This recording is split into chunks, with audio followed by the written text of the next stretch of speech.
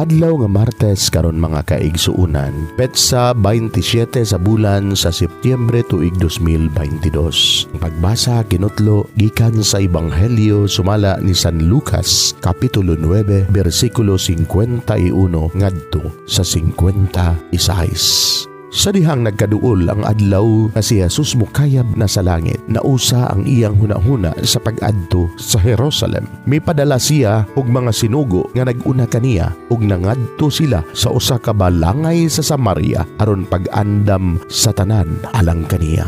Apan wala mo dawat kaniya ang mga tao didto tungod kay nagpadulong man siya sa Jerusalem.